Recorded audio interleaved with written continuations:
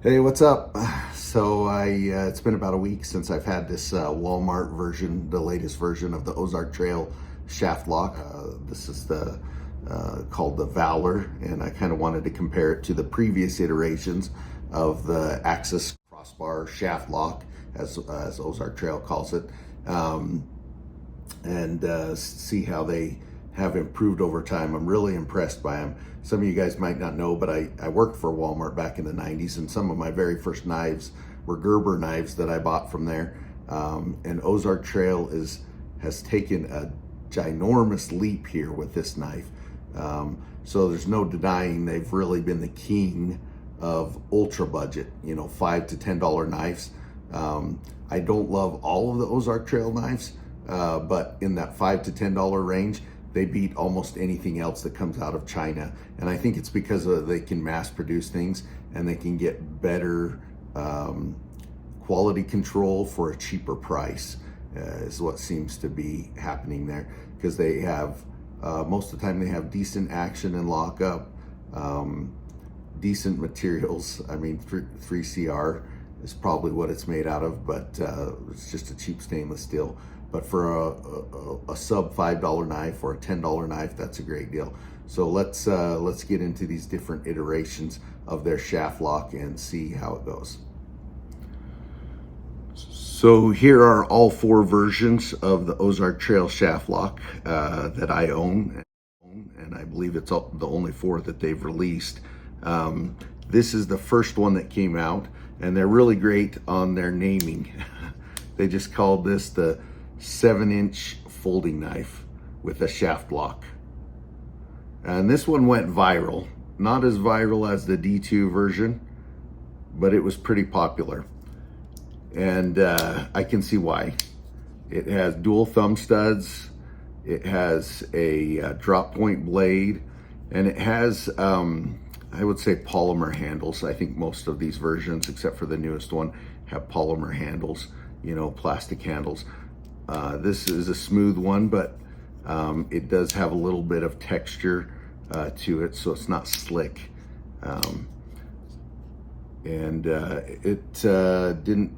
It has a solid pocket clip. There's a little bit of bend in it. It's not the greatest. See, the screws are not recessed that are holding the pocket clip in. It's just mounted on the surface. There's no cutouts in the liners, so it's fairly heavy for a small knife.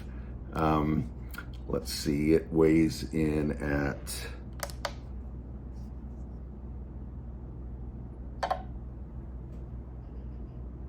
we need to change our units here.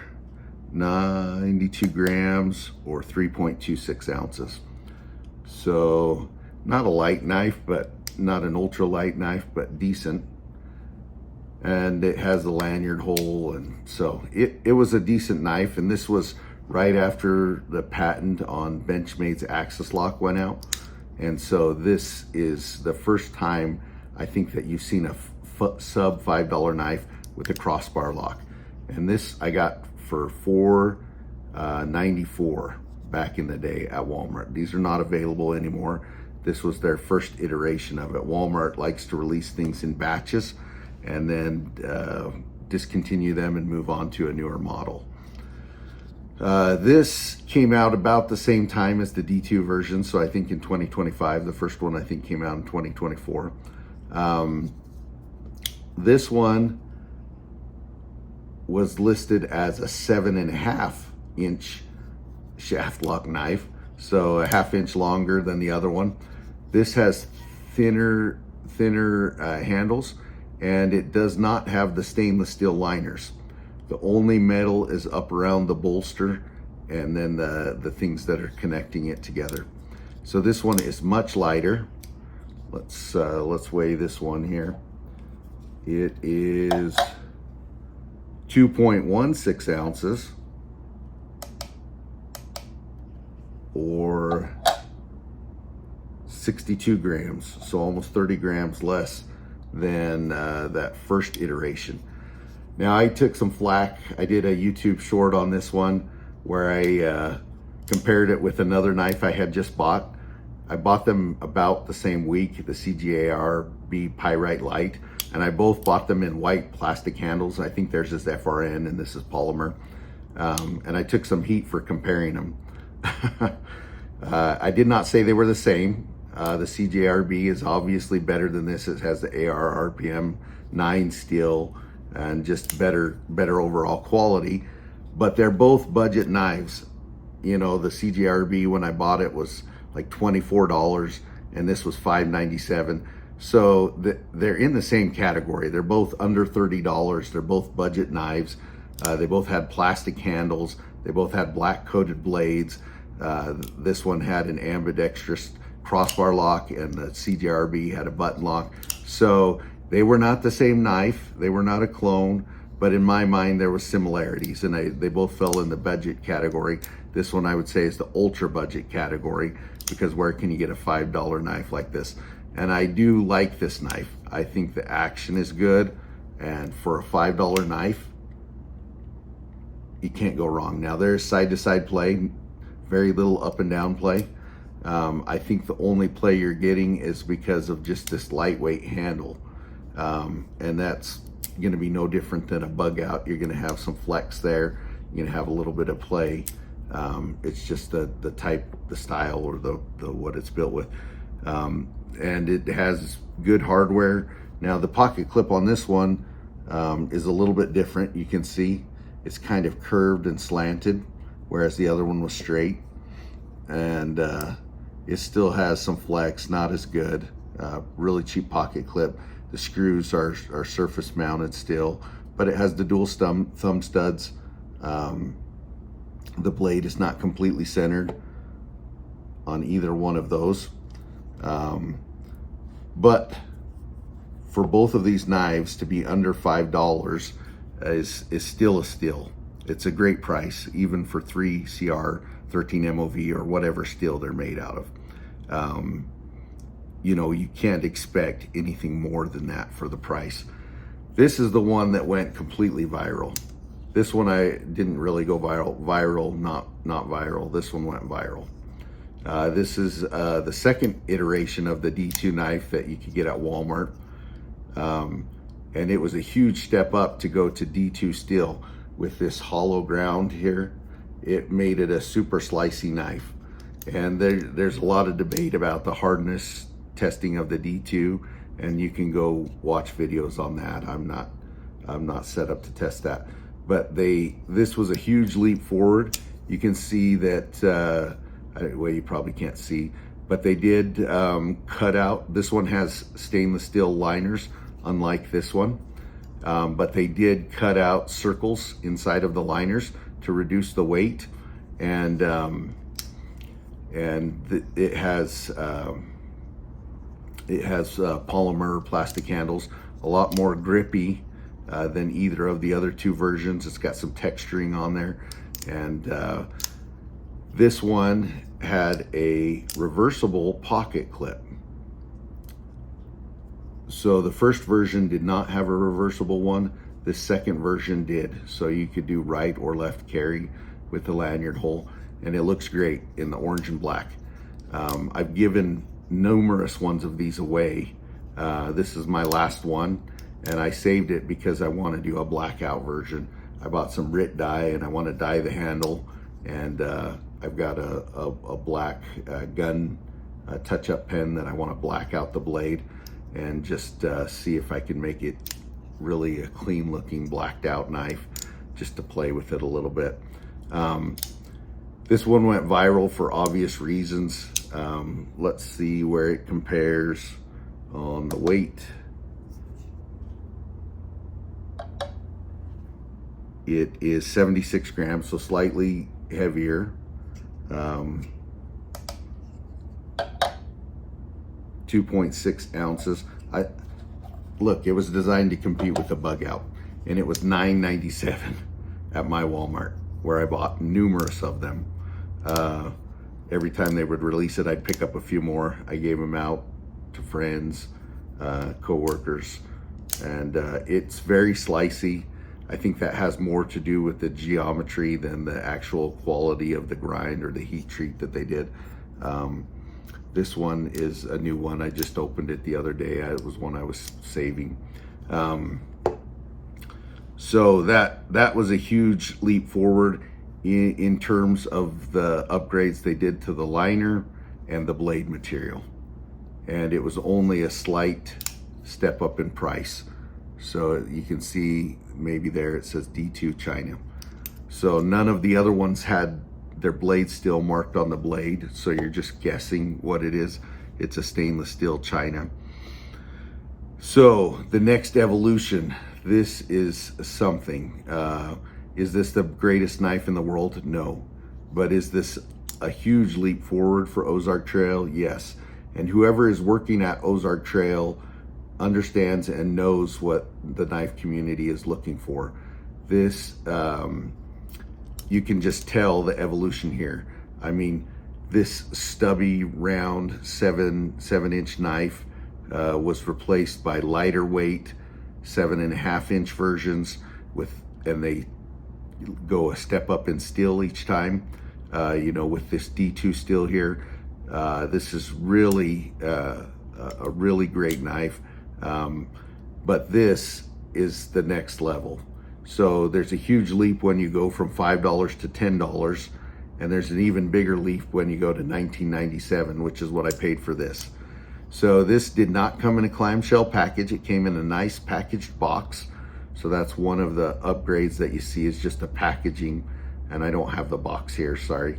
But a lot of the features are the same. You can see it does have a reversible pocket clip, but notice the screws are now inset. They're not on the surface, and it uses the same pocket clip as the D2 version, which is very solid. It has a lot less flex than these two iterations. So it's a thicker, better quality stainless steel. Look at that blade. It's practically center. And this has aluminum scales. And it has also been cut out in the liners to reduce the weight. And they went with a Tanto Blade. So they know what knife guys who shop at Walmart are looking for. They know that drop point is common and popular and good, but real knife guys sometimes like Tantos.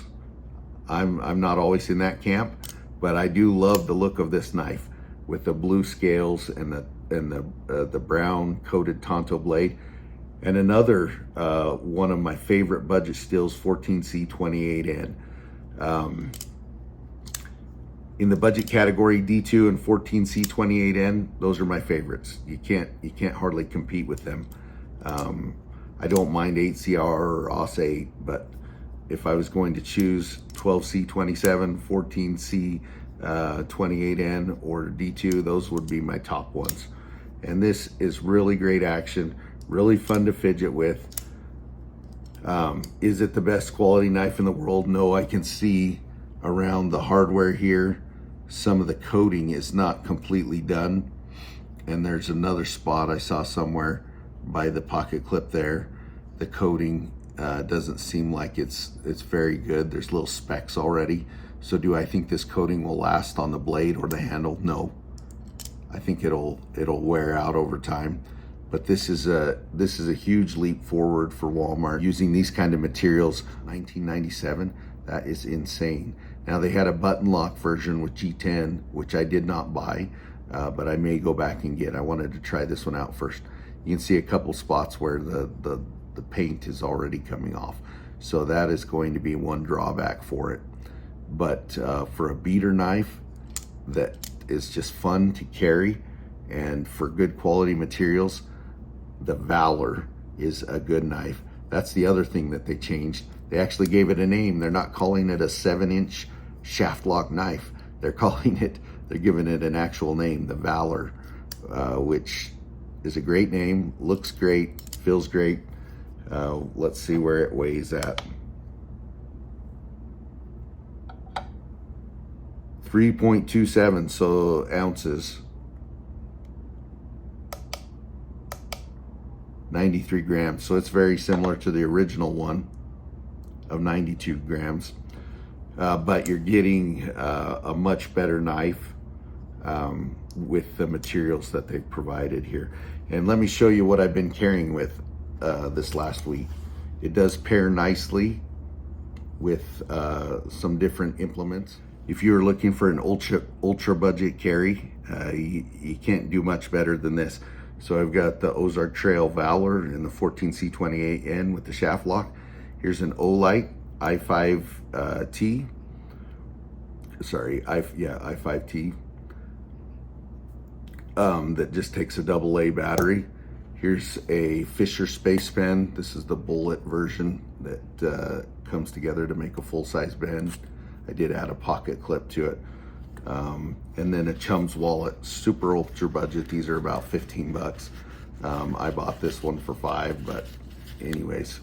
And I love this little pocket on the Chum, so I can put driver's license and identification in that pocket. In the other pocket, I can keep my credit cards or some cash. But then it's got this little outside patch with a key ring. And I've got another Olight on there. This one is the iMini 2, which just comes off the keychain. Obviously, I don't need 2 flashlights. Sometimes I switch that out. But this little pouch also works great. I carry a Swiss Army Rambler, or in this case, if you wanted to go ultra budget, this is the Swiss Tech, similar to the Swiss Army Classic, but with some nice features, meaning that the blade is on the opposite side of the key loop. And I find that a little knife and a small pocket flashlight just fit in this outside pocket so nicely. And I've got my little multi-tool and my little flashlight, and I can throw it in my pocket. And I've pretty much got my EDC other than my primary knife and maybe a pen, which can also slide in there. And so you've got your complete EDC in this Chum's wallet plus your primary knife. So that's what I've been carrying for this last week. I really dig it. I think Ozark Trail came out with a great banger. Love this knife. I shouldn't even be trying to tell a joke. I tried to tell a joke on a Zoom meeting the other day and nobody laughed. It turns out I'm not even remotely funny. But what do you call a fake spaghetti? An impasta. And what do you call a fake turd? A shampoo.